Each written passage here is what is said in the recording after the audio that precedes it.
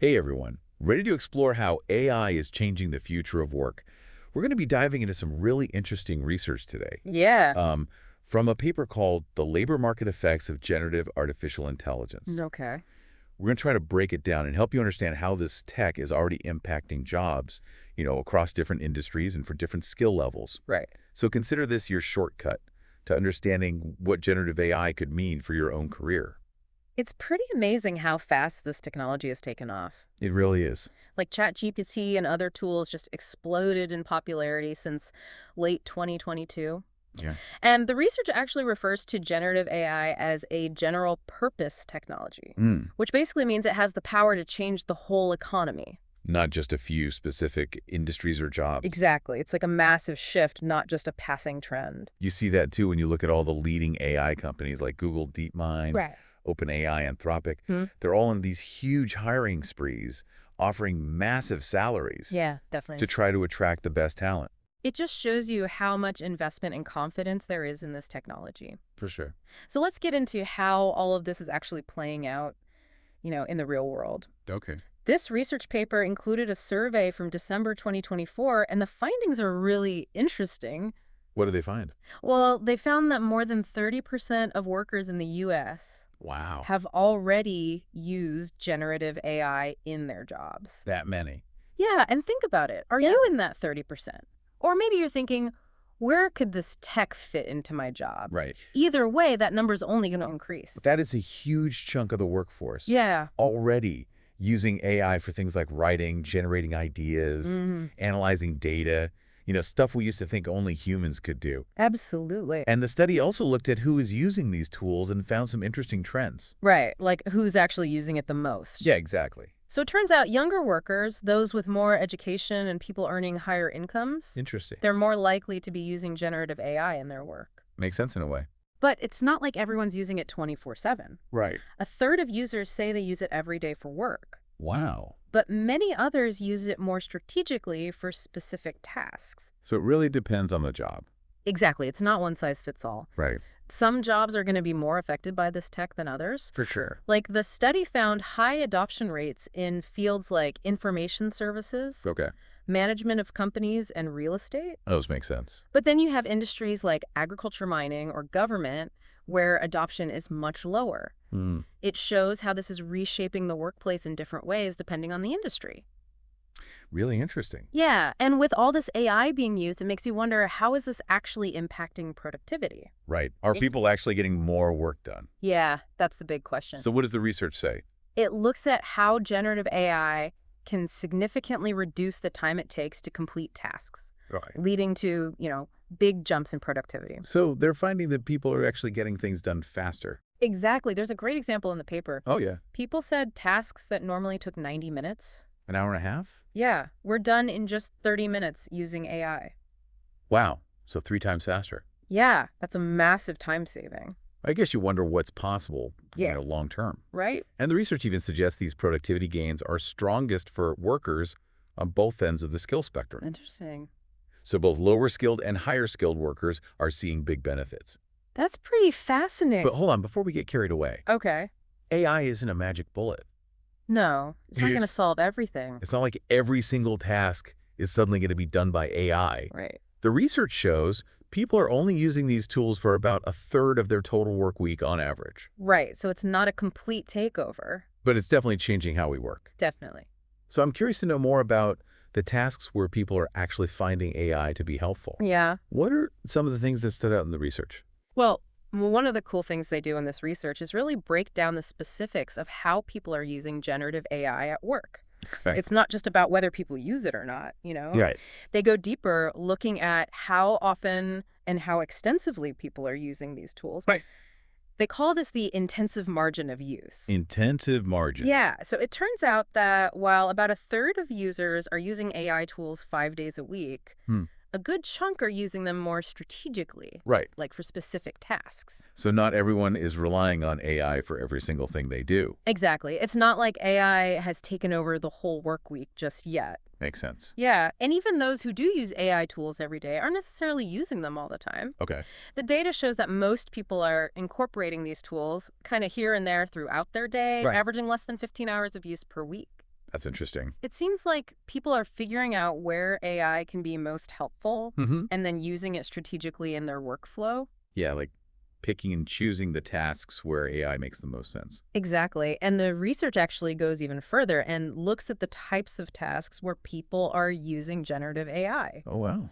They ask people, explain how you're actually using these tools. Okay. And the responses are really interesting. I bet. So what were some of the tasks that people mentioned? Like what stood out? Well, writing tasks were right at the top of the list, which isn't really surprising. No, not really. Things like drafting emails, creating reports, writing marketing copy, Yeah. all those areas where these AI tools can really shine. They're really good at that kind of stuff. Yeah, and what else? Oh, a lot of people mentioned using generative AI for research No. and gathering information. Which makes sense. Right, because these tools can sift through huge amounts of data so quickly Yeah. and pull out the stuff that's actually relevant. Like a superpowered research assistant. Exactly. And get this, some people are even using these tools for brainstorming, Oh, wow. coming up with new ideas, and even solving problems. That's pretty cool. Yeah, it seems like generative AI isn't just automating routine tasks. Right. It's also helping people to be more creative and innovative. That's a really interesting angle. Yeah, it's not just about AI replacing jobs, It's about how it can enhance our capabilities. I remember the paper even talked about using AI for job searching. Oh, yeah, that's right. They asked people who had been unemployed in the last 2 years. Since ChatGPT came out, basically. Yeah, and whether they had used AI for their job search. Okay. And over 50% of them said yes. Wow, over half. That's a lot of people using AI to write cover letters, polish their resumes. Maybe even practice for interviews. It seems so. It really shows how this tech is becoming more and more integrated into our lives, Definitely. even beyond just our work. For sure. But let's go back to the productivity thing for a sec. Okay. The research goes beyond just anecdotes and actually tries to measure how much generative AI is affecting efficiency. Of like putting some numbers to it. Exactly. Did they find anything concrete? Well, yeah, they did. Oh, wow. What did they find? On average, people said they spent about 30 minutes using generative AI to do tasks that they estimated would have taken 90 minutes without AI. So they're saving a whole hour. Yeah, it's a huge time difference. You're huge. And just think about how much time could be saved over an entire work week. Yeah. The potential for increased productivity is pretty substantial. For sure. But, like we said earlier, not every task is going to be a good fit for AI. Right. And the researchers recognize that. Yeah. Pointing out that people are only using these tools for about a third of their work week on average. It's definitely not replacing everything we do. Nope, there are still plenty of tasks that require human skills. Like judgment and decision making. Exactly, and all those interpersonal skills that AI just hasn't quite mastered yet. I feel like we're still a long way off from that. Yeah, for sure. So this isn't about AI taking over completely. No. It's more about AI changing the way we work. Right. And the research then goes into how these productivity gains might be spread across different income levels, which I thought was really fascinating. Yeah, this part is really thought-provoking.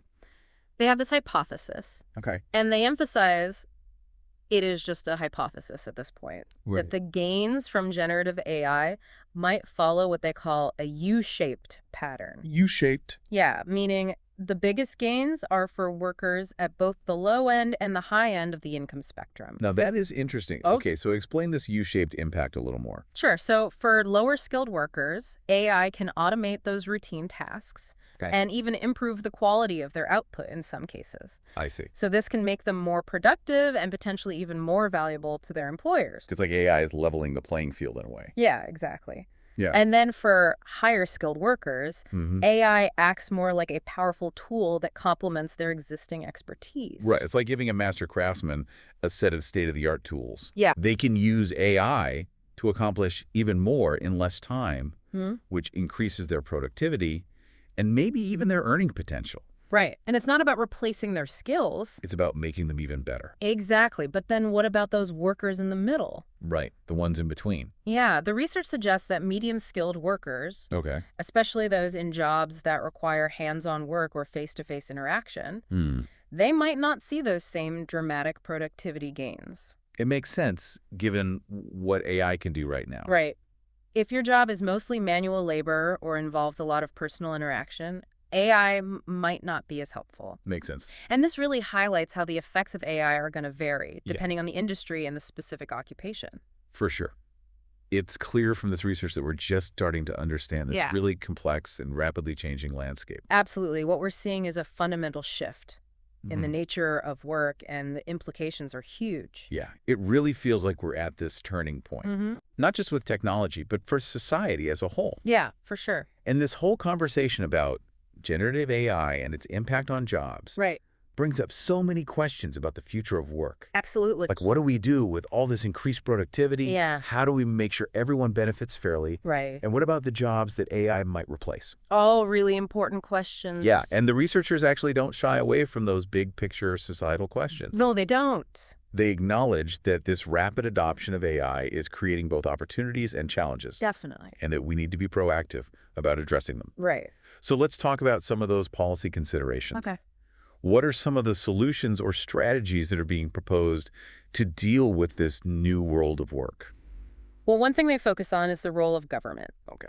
in ensuring this transition in the labor market goes smoothly. Right. They talk about the need for government-funded training programs to help workers develop those skills that are needed. Yeah. To succeed in a workplace that's becoming more and more AI-driven. So things like upskilling and reskilling programs to equip people with the knowledge and abilities that are in high demand. Right, because the skills that are needed are changing. For sure.